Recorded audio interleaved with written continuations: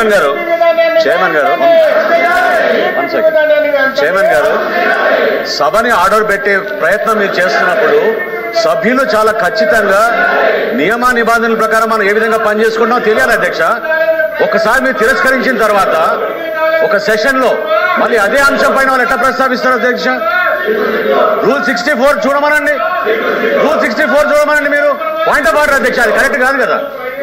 Point of order rule number 64 చూడండి. మీరు చాలా క్లియర్ గా you cannot repeat a motion. ఇవ్వండి రూల్ నెంబర్ 64.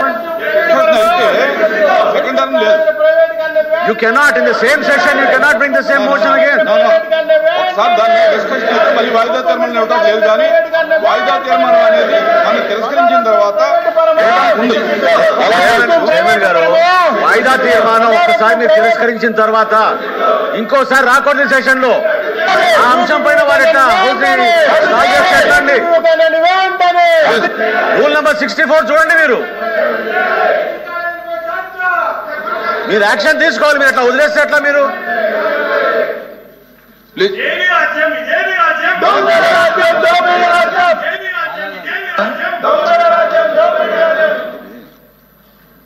గౌరవ మంత్రి గారు మనోహర్ గారు కూడా ఇంతకుముందు కూర్చోండి.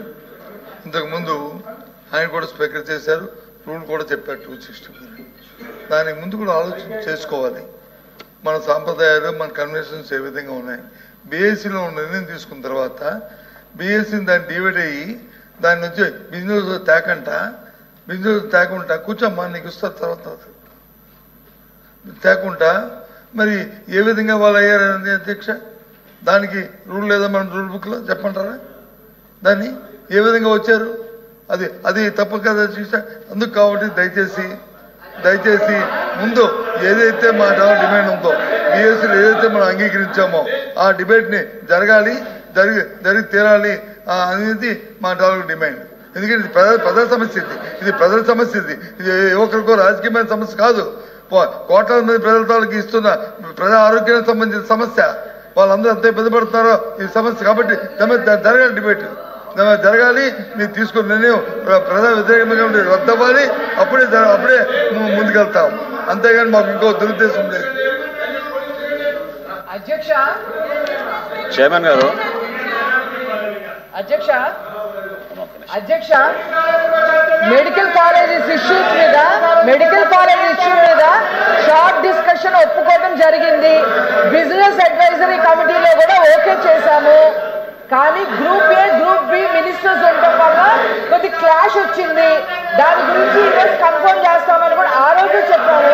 ఈలోపు మీరు బీఎస్సీ మీటింగ్ పెట్టారు. ఆ మాత్రం కూడా మీరు ఆలోచించకుండా ఈ రకంగా సభని సజావుగా నడవకుండా చేయడం ఏంటి? రాజేంద్ర ప్రసాద్ గారు with respect to the chair అధ్యక్ష, ఎల్ఓపి గారు కోట్ చేశారు ట్రెడిషన్స్ గురించి, కస్టమ్స్ గురించి. మీ ఎల్ఓపి గారి గురించి మాట్లాడాలండి అధ్యక్ష. ముందు సభని ఆర్డర్లో పెట్టిన తర్వాత ఆయన మాట్లాడితే బాగుండేది అధ్యక్ష. వారి సభ్యుల్ని వారిని కూర్చోమన్న తర్వాత వారు మాట్లాడితే బాగుండేది. సభని ఈ రోజున ఆర్డర్లో పెట్టకుండా ఈ రకమైనటువంటి నియమావళి ఎక్కడా లేదని అధ్యక్ష. ఈరోజు నియమావళికి వ్యతిరేకంగా జరుగుతూ ఉంది ఈ సభ.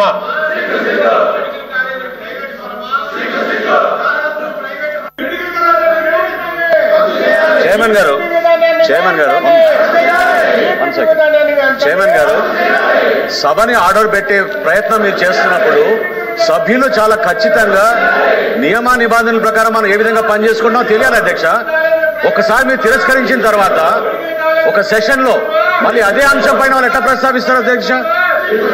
రూల్ 64 చూడమనండి, రూల్ 64 చూడమనండి. మీరు పాయింట్ ఆఫ్ ఆర్డర్ అధ్యక్ష, అది కరెక్ట్ కాదు కదా. Point of order rule number 64 చూడండి. మీరు చాలా క్లియర్ గా you cannot repeat a motion. ఇవ్వండి రూల్ నెంబర్ 64. లేదు. You cannot in the same session you cannot bring the same motion again. Sir దాన్ని డిస్కషన్ చేస్తే మళ్ళీ వాయిదా తీర్మానం ఇవ్వడం లేదు, కానీ వాయిదా తీర్మానం అనేది మనం తిరస్కరించిన తర్వాత ఉంది.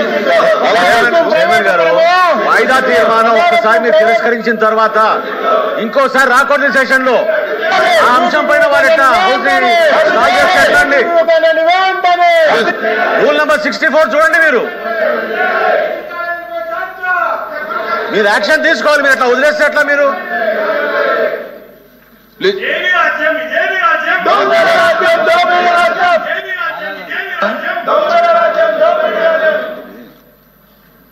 గౌరవ మంత్రి గారు మనోహర్ గారు కూడా ఇంతకుముందు కూర్చోండి, ఇంతకుముందు ఆయన కూడా స్పీకర్ చేశారు, రూల్ కూడా చెప్పారు 264. దానికి ముందు కూడా ఆలోచన చేసుకోవాలి. మన సాంప్రదాయాలు, మన కన్వెన్షన్స్ ఏ విధంగా ఉన్నాయి.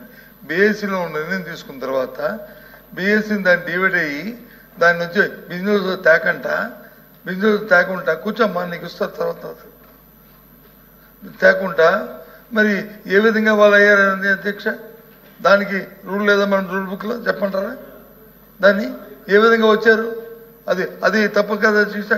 అందుకు కాబట్టి దయచేసి ముందు ఏదైతే మా డిమాండ్ ఉందో, బీఎస్సీలో ఏదైతే మనం అంగీకరించామో ఆ డిబేట్ని జరిగి తీరాలి అనేది మా demand.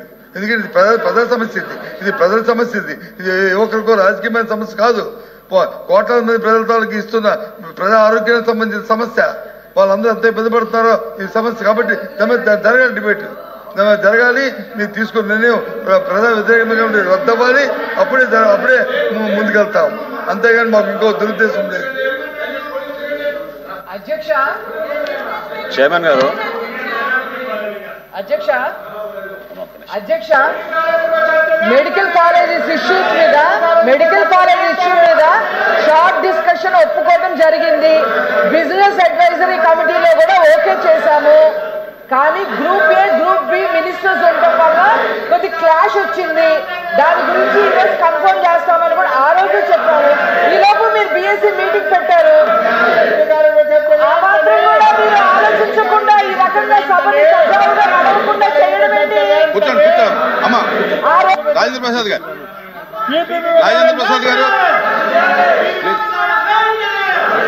With respect to the chair